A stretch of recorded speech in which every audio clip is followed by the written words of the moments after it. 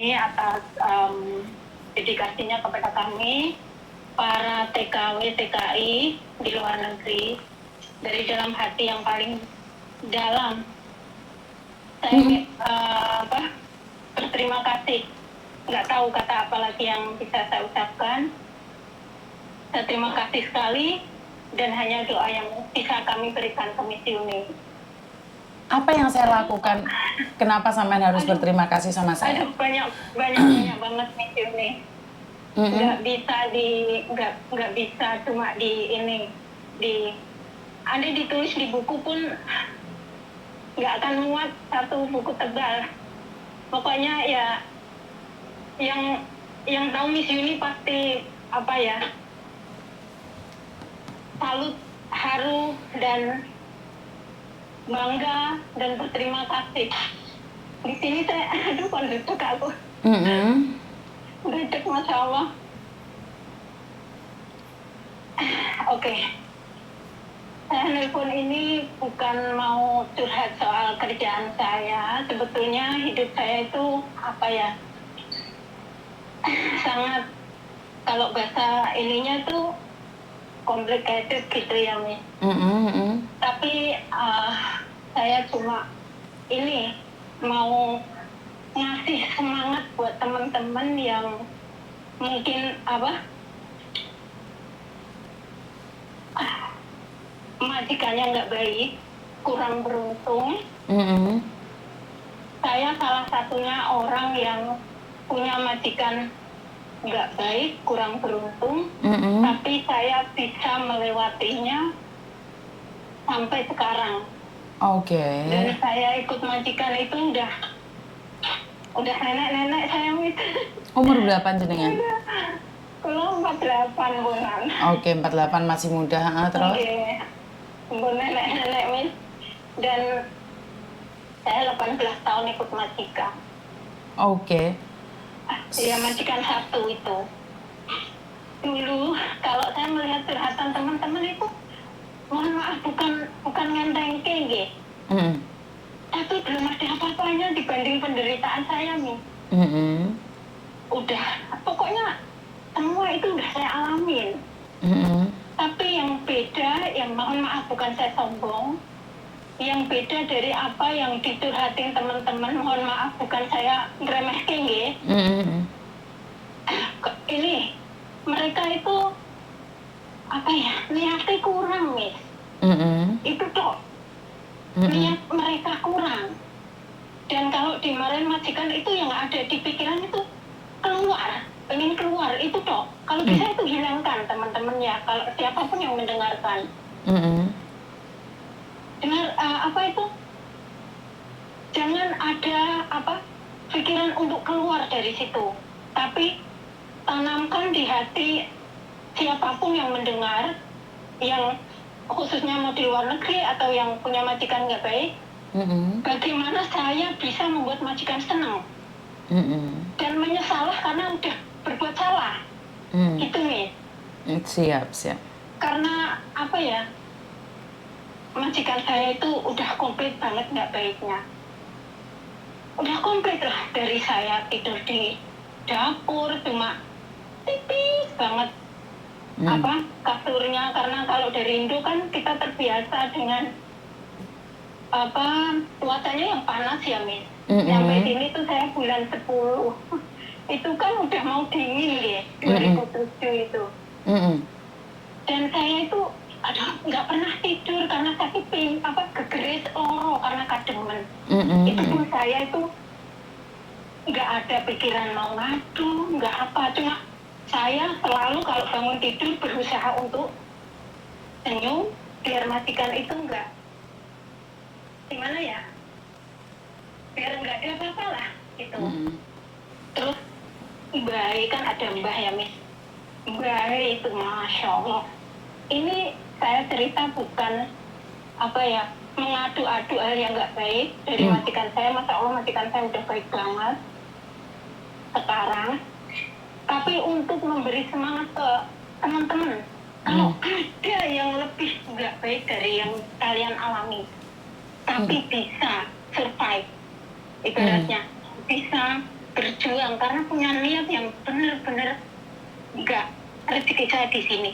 Dan rewelnya majikan itu pasti bisa saya lewatin. Dan satu kuncinya, Miss, kalau kita sudah bisa bertahan, lama-lama kita bisa menundukkan majikan. Siap. Karena nanti kalau majikan minta, contohnya gini, kalau nanti majikan minta tambah misalnya ya, apa yang nggak baik di kontrak pertama itu ucapkan semua. Dan di kontrak kedua harus berubah. Gitu. Kalau perlu di atas kertas, dulu kamu gaji saya begini. Kalau kamu masih pengen saya ya, kamu harus tepat waktu. Kalau enggak ya udah saya keluar, kontrak saya udah habis. Dulu kamu ngasih makan saya cuma segini. Ya kalau kamu masih mau sama saya ya, kedepannya kamu harus bagus. Kalau enggak ya udah saya cari majikan lain. Seperti itu. Mohon maaf saya ini masih grogi sama Miss Yuni. Siap. Saya pingin bilang ya Ibu ya, karena sekarang zamannya beda. Kalau dulu itu generasi jenengan itu bisa dibilang generasi perang, dan generasi sekarang itu generasi stroberi. Jadi memang model generasinya beda Ibu. Jadi zaman dulu kenapa? Karena itu kita mendidik dengan keras. Karena kebanyakan anak-anak sekarang itu kagetan. Mereka selalu berbicara tentang sebuah drama kehidupan, tapi saat mereka menghadapi kenyataan hidup mereka nggak mampu. Itu sebenarnya sih kita belajar dari anak-anak generasi stroberi juga, karena terlalu dimanjakan juga. Bener nggak? Jadi iya, Miss. Bisa jadi mereka membayangkan yang enak-enak. Nggak usah itu aja Ibu. Anak yang jenengan belum tentu bisa seperti jenengan. Itu kenyataan. Bener banget. Jadi kenapa saya ngomong kayak gitu? Karena sampean berjuang, sampean tidak mengizinkan anaknya sampean soro kayak sampean. Itu pasti itu. Nah, akhirnya anakmu nggak mampu untuk bertahan di negeri orang, apalagi survive dengan kekuatan kita. Bener nggak sih? Karena kekuatan yang jenengan itu sampean kelahiran tahun berapa, terus anak sekarang tahun berapa. Nah, sebenarnya generasi yang sampean bicarakan itu adalah anak yang jenengan. Karena kita sebagai orang tua, saya khususnya, itu tidak ingin anak saya itu sengsara. Tapi sebenarnya itu lebih sengsara lagi saat kita meninggal, anak kita nggak bisa cari sandang pangan. Karena kebiasaan dimanja. Jadi kita kalau berbicara dengan TKW yang lain terlalu luas ya. Kita berbicara anak kita sendiri. Kenapa sih saya mendidik anak saya secara pribadi itu untuk keras? Karena biar mereka survive. Jadi, matur nembah nuwun informasi ini, semoga ini juga bermanfaat bagi teman-teman yang lainnya, karena generasi beda, aturan beda, pikirannya juga beda. Dan ingat, zaman dahulu belum megang HP seperti hari ini, dan hari ini nggak ada HP, kehidupan mereka sudah nggak bisa apa-apa Ibu. Jadi beda generasi, saya bisa bilang beda generasi, tapi ya tetap saya akan mendidik mereka, kalian semuanya yang dengerin media saya, untuk terus berusaha dengan cara kita. Dan satu hal, kenapa penonton saya itu lebih banyak yang tua-tua? Karena orang tua-tua paham dengan didikan keras, karena mereka sebagai orang keras. Bener nggak sih? Tapi kalau anak sekarang dikerasi, dipikirnya jahat, Bu. Lah iya, karena itu kan beda generasi. Intinya kita itu beda generasi. Kalau kita beda generasi, ngomong apapun sulit. Oh ya, lurus banget, bener banget Miss Yuni. Dan satu hal Miss Yuni, kan kalau semua yang siapapun yang mendengar suara saya di sini, yang di luar negeri ataupun yang nggak di luar negeri, kalau ketemu orang yang orang baru atau orang lama, atau yang masih di PT atau keluarganya yang mau proses di PT, usahakan untuk dikenalin ke YouTube jenengan. Saya udah lakukan, walaupun saya ngomong begini karena udah saya lakukan. Saya punya teman yang dari Lombok, dia itu mau ke sini dan saya larang dulu nih. Saya kasih YouTube jenengan untuk dengerin semua. Kalau jenengan udah siap, pahit manisnya ada di situ. Kalau jenengan udah siap, silahkan proses gitu. Siap. Matur nembah nuwun. Teman-teman silahkan dilakukan untuk itu biar semua teredukasi. Dan Masya Allah, sekali lagi cuma doa yang bisa kami berikan ke Miss Yuni.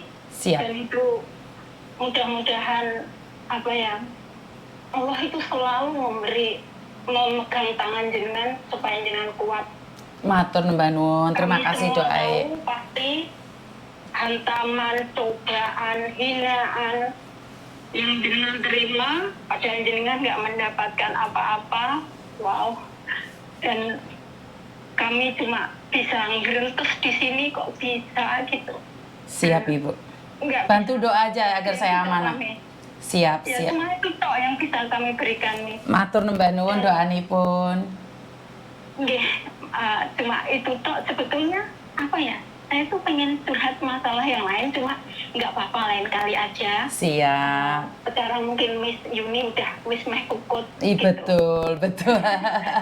Matur Mbak Nun Ibu nggih. Terima kasih sayang, terima kasih Miss. Iya. Terima kasih banget.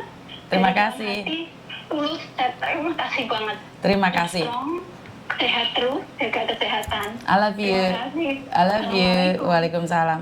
Oke, terima kasih. Bagaimanapun apa yang disampaikan oleh Ibu ini benar juga, karena generasinya beda, jadi ingin memberikan informasi pada saudara-saudara dan adik-adik kita. Jadi terima kasih nggih Ibu ya, sangat bermanfaat sekali. Terima kasih.